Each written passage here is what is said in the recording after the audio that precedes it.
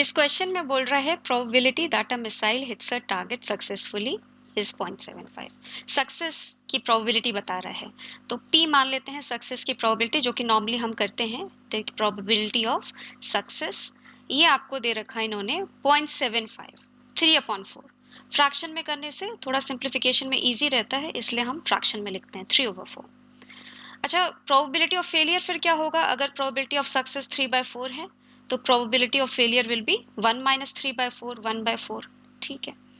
अब क्या बोल रहे हैं? In order to destroy the target at least 3 successful hits are required. मतलब आप मिसाइल से टारगेट कर रहे हो, उसके बाद अगर 3 सक्सेसफुल हो जाते हैं तभी आपका टारगेट जो है वो हिट हो रहा है, मतलब डिस्ट्रॉय हो रहा है।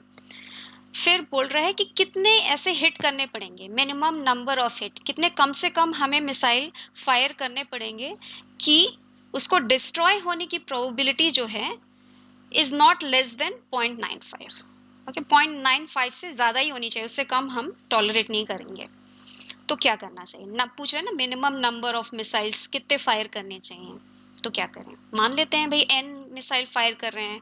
ओके, n मिसाइल हम फायर कर रहे हैं, उसमें से हमें क्या चाहिए कि मिनिमम 3 तो हिट करने ही चाहिए टारगेट को, तभी सक्सेसफुल होगा। ठीक है, तो फिर अब n मिसाइल आपने फायर किए, उसमें से 3 को सक्सेसफुल होना पड़ेगा। कोई भी 3 हो सकते हैं, NC3। और सक्सेसफुल होने की प्रोबेबिलिटी क्या है? पहला सक्सेसफुल होगा उसकी प्रोबेबिलिटी P है, दूसरा होगा उसकी भी P है, तो P क्यूब 3 बार 3 सक्सेसफुल होने चाहिए। और बाकी n-3 क्या है? नहीं होने चाहिए सक्सेसफुल, दैट मीन्स Qn-3। ठीक है, फिर क्या बोल रहे हैं? एटलीस्ट बोला ना इसने, एटलीस्ट 3। तो 3 सक्सेसफुल हुए या 4 सक्सेसफुल हुए तब भी आपका क्या हुआ? टारगेट डिस्ट्रॉय हुआ, है ना? ये आ गया Qn-4। कहाँ तक जाएंगे? सारे के सारे भी हो सकते हैं, NC5 कर लेंगे, P⁵ Qn-5 चलते चले जाएंगे, है ना? n तक पूरा आएगा। तो ये टोटल जो प्रोबेबिलिटी है, इन्होंने बोला कि ये should be greater than equal to 0.95। ठीक है, इसको भी फ्रैक्शन में लिख लेंगे, अभी रहने देते हैं। अब क्या लगता है आपको? इसकी यहाँ से मुझे n निकालना है ना? ये तो बड़ ऐसा लग रहा है ना, कैसे निकालेंगे यहाँ से n हम? तो हम क्या करते हैं, अपना बाइनोमियल थ्योरम यूज कर लेते हैं, है ना? आपको यहाँ पे मैंने लिख रखा है, ये देखिए, आपको पता है ना, p + Q⁴n का एक्सपेंशन।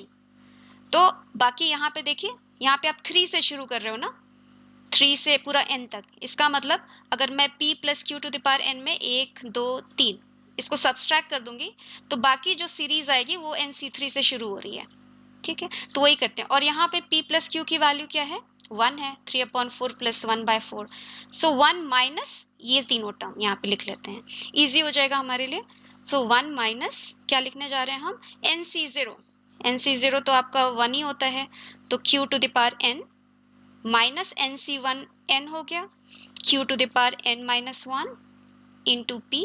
ठीक है, NC2 की वैल्यू बताइए? n-1/2 फैक्टोरियल, मतलब 2 ही, Q⁴n-2, ठीक है, इंटू p²।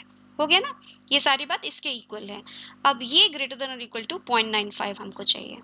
चलिए फिर आगे बढ़ते हैं। अब p और q की वैल्यू हमें पता है, तो हम आराम से यहाँ पे रखते हैं। 1 माइनस q की वैल्यू इन्होंने दी 1/4n, सो ऐसा लिख लेते हैं, माइनस n, फिर q की वैल्यू 1/4n-1 और p की वैल्यू 3/4 माइनस n(n-1/2), q की वैल्यू 3/4 सॉरी, p की लिख लेते हैं, p² 3/4² एंड q की value 1/4n-2। That should be greater than equal, कुछ नहीं है बस। ओके, बस ये इनइक्वालिटी सेटिस्फाई करने वाला छोटे से छोटा n आप बता दो, आपका काम हो गया। तो लेकिन हम लोग पूरा खत्म करते हैं इसको। यहाँ देखिए 1/4n हमने बाहर ले लिया, क्योंकि 4n सारे से आ रहा है। यहाँ पे देखिए 4n-1 into 4n 4n-2 into 4² 4n, सब 4n। देखा फ्रैक्शन में लिखने का फायदा, ये बाहर आ गया। अब अंदर क्या बचा? 1 माइनस प्लस हो गया, माइनस बाहर ले लिया, 3n। ठीक है, यहाँ पे क्या हो गया? 9। ठीक है, 4 तो आपने ऑलरेडी बाहर ले लिया, ये 2 बचा, तो आगे आपके पास plus 9n times n-1/2। Should be greater than equal to 0.95, या अब लिखना शुरू करते हैं 95/100, या ये है 19/20। ठीक है, चलिए अब थोड़ा सा ये ब्रैकेट वाली बात और कर लो, थोड़ा simplify.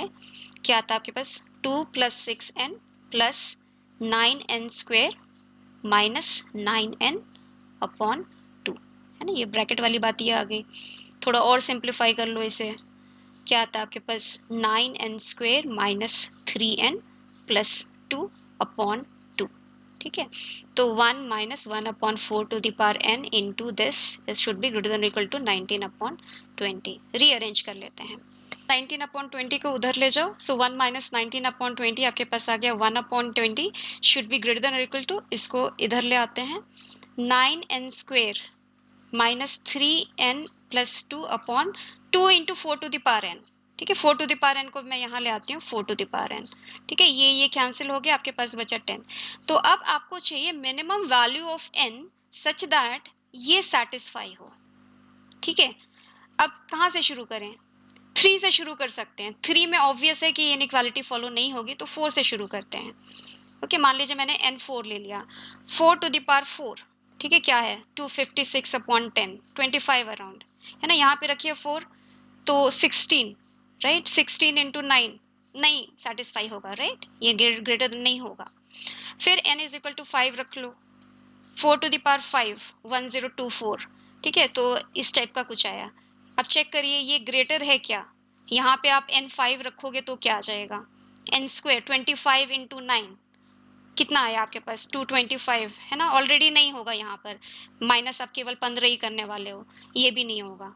n is equal to 6 रखो, 6 पे क्या आता है, what is 4 to the power 6, 4 to the power 6 क्या आ जाता है आपका, 409.6 आ जाएगा, डिवाइड कर रहे हो ना 10 से। ओके, ये है क्या ग्रेटर, चेक करिए, 9 इंटू 36, 324, सो 324 माइनस 18 प्लस 2 मतलब -16, है ना छोटा ये, तो n इज इक्वल टू 6 आपके पास आ गई, is the least value, least value. तो क्वेश्चन बहुत सिंपल था, बस जो हमें परेशान किया बस ये इक्वेशन ने किया कि हमें हिट एंड ट्राई करना पड़ा कि कौन सी वैल्यू मिनिमम वैल्यू इसको सेटिस्फाई करेगी। तो इसका मतलब you have to at least 6 missiles कि आपकी प्रोबेबिलिटी 0.95 से हमेशा बड़ी होगी। चलिए नेक्स्ट क्वेश्चन देखते हैं।